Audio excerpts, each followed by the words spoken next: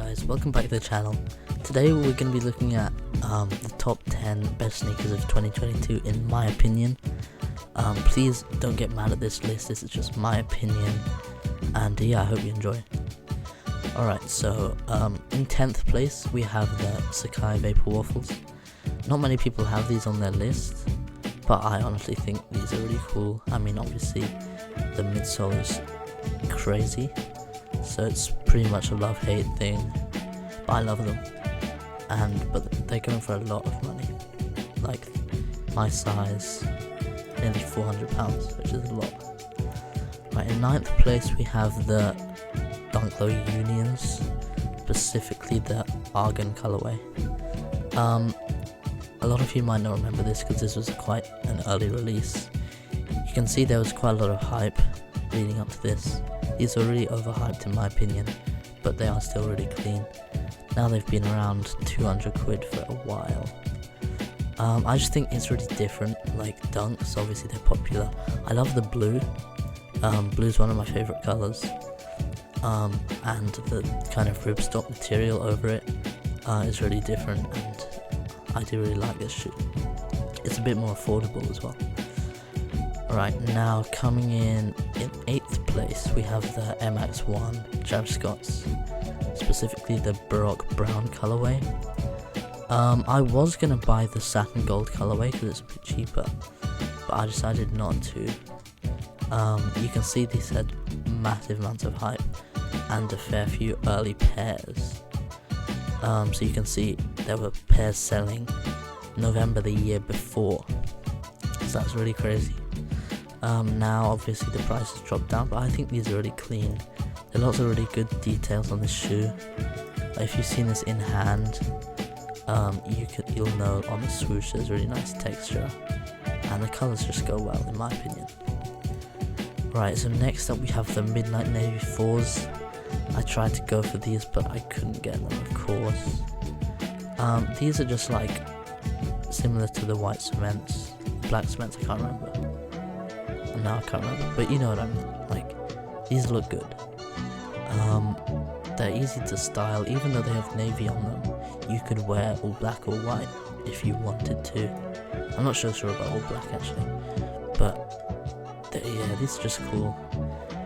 I have wide feet, so half size up for me for 4s, so nearly £300, which is a lot of money, but they are 4s and they're a really nice colorway. I apologise for my voice, by the way. I think I'm sick again, but ignore that. So next we have the Black Phantom Travis Scott's. These, obviously they're the cheapest Travis Scott lows on the market, and I mean I can see why, because this is pretty polarizing colorway. Like, it's like some of the other shoes, love or hate the contrast stitching, but I really like these. I don't like them enough to be higher on the list, but 2022 has had so many bangers. Like, this is a pretty respectable place to be. These, my size, 663, sales around 500. So compared to the other ones, these are a bit more, well, you know, you can get these a bit easier. But I really like them. Next, we have the Jordan 4 Military Blacks. I mean, this is just, I think, yeah, this is just the Panda, but for real sneakerheads in my opinion. I mean, even sneakerheads, you know, quote marks, wouldn't want to be seen in these because they're too common or whatever. But honestly, if you just look at them, you can tell they're a nice shoe, white and black. You really can't go wrong with them. There's a reason they're reselling for a lot, 400, nearly 4,500 sales. See, the price has been pretty steady. Usually you see, I go back to like here, you have the pre-release pairs and then it just goes down. You can see here it's not too, it's probably here, yeah, look at this, yeah, it's literally a cliff going down. Here, it's just flat because the hype was justified, because it's such a nice shoe.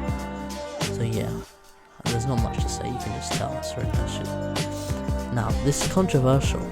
People will think Chicago's are either first or second, but for me, I mean, I like Jordan 1s, Don't get me wrong, and the colorway's clean, but they're not worth nearly £400 first of all.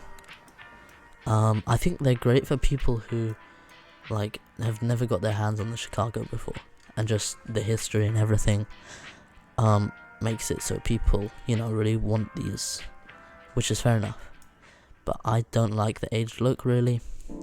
I will be going for the aged 3s, the white cement ones, but I think those are a bit better than this. Like the leather at the back, I haven't seen these in person, but from what I've seen, I'm just not the biggest fan of these. Controversial, but hey, it's my opinion. Alright, so now before we get to the top 3, we've got some honourable mentions too. So first we have the High 85 Georgetown one. So I mean, this is a really clean colorway. There's not too much to say apart from the cut, which is made to be similar to the original Jordan 1 that Jordan wore. So you can see the cut is a lot higher. Again, this is similar to the military blacks. All the hype was justified, so the price never really tanked. So these are going for around 300, no, a bit less, 250. Keep in mind this is pounds, so dollars it will be like, I don't know, 30 higher or something. But yeah, these are just really clean shoes. And then the other honourable mention, we have the Jordan 6 Georgetown. I noticed these are both Georgetown, so Jordan brand, Georgetown colorway seems to be really clean. These are much more achievable, like 150, these are under retail. These aren't really expensive like these are like double retail. So I don't know why people slept on these, to be honest. I mean, sure they're simple, but I just love them. I don't know why. The grey is really clean. I'm probably gonna buy these when my feet stop growing, to be honest, because like for winter I can imagine wearing these. Yeah, I just really like them. And 6s are really underrated as well. Even though there was a Travis Scott collab, people still, like, they still sit, which is crazy to me because I really like 6s. They're probably behind 1s, 4s and 3s. These are probably next. And maybe 11s, but you know, I think these are criminally underrated. And again, you can see, I think to see a good shoe you can look at the price. Like the hype was all justified, people with early pairs, the price didn't go down. It's just a clean shoe for personal use. Right, now podium, 3rd place, the Orange Lobster Dunks. I mean, even though there's so much history, and you know, you can see down here the special box selling for 700, I think even without the history, this is such a clean shoe. First of all the details. So obviously you have the rubber band, the swoosh with the white backing, the paint speckling. It's not that obvious on this shoe, but it is there from pictures. It's obvious in hand. The inside, the pattern inside, it's just really clean. It reminds me of the pattern inside the Barcelona pack for Jordan 1s, the mids and the lows. The pattern, it's different, but it's, you know, in the same place.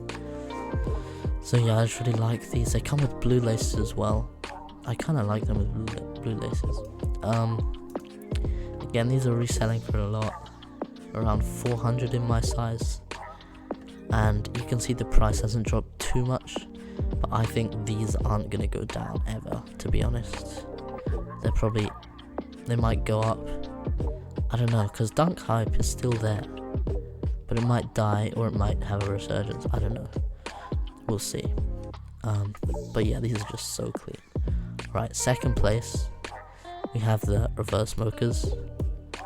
I mean, beside the hype, everyone's gonna think, oh, hype beast, you know, Travis Scott.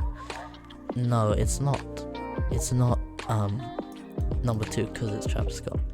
Like, if the mochas were released this year, just normal mochas, they'd be number 1 because they're such a clean shoe. Well, actually no, they would be behind the number 1 because the number 1 is actually one of my favourite shoes of all time. But like, it's not just because of Travis Scott. The colorway is so clean, and honestly, it's a shame that it's Travis Scott, because sure, a normal one would resell, but it would be like 300 or whatever, and I could buy this if I wanted to. 300 is a lot for a shoe, but they're going for like, I think, $1,000. Yeah, 1,900. So yeah, they're a lot of money. Can't see these going down ever, really. I mean, they're timeless, they're classic. They're not going to go down. But these are just such a nice shoe. Alright, number 1, we got the Jordan 4 Retro. And yeah. So, I mean, everyone thinks number 1, number 2 would be these and the Chicagos. I just don't like the Chicagos. These are just so much cleaner, in my opinion. 4s are probably my favourite silhouette. I know the hype's there, but honestly, before the hype, I just love these shoes. I haven't got a pair. I was going to buy the Zen Masters, but I didn't want to buy canvas ones. I wanted to just maybe get actual leather ones or suede or whatever. So I haven't bought any. These are a bit out of my reach, like 400. Yeah, they're selling anywhere from 340 to 440. So they're expensive. But that's justified. I mean, look at them.